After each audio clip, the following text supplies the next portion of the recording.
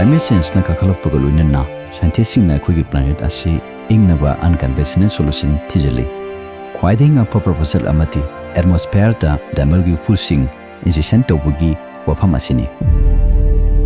multi institutional team amana anopa pambai asigi matangda thijinduna dakli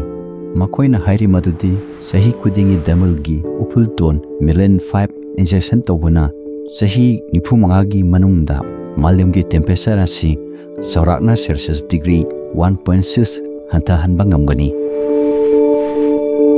adubu masigi wakharon asi karamna thabak tawbuge 3D climate model sin sijinaduna pangthopa study singna tali madudi diamond dust particles singna ngamit ki mangal amasung maisa adu amuk hanna space ta reflect tawba ngami masi bol kino pokhaibagi matungda wa phangkiba cooling effect singa manai tasengmadi mamangi research na tapli madudi damal gi Uphol singna atopa material singdagi numit ki mangal amasung maisa hena reflect tawi masina geoengineering gi damakta yamna phava option ama ohali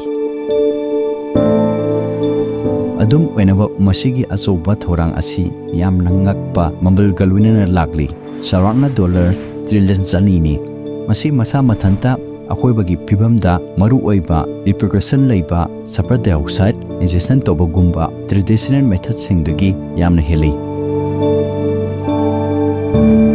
damal gi Uphol singna accident gumba mangtaningai oiba side effect sing thuhanba ngamdaba yai adubu karigumba asoba intervention sing asigi pak zawraba application asina yamna wakhal waba thuhali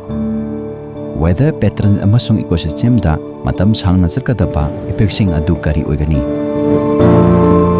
sadisuna hairi madudi masigi oitokpa yaba effectiveness ke mathakta aikoina geo engineering solution gi ethical gi oiba wafum sing amasung oitokpa yaba thajadaba falsing khanagadabani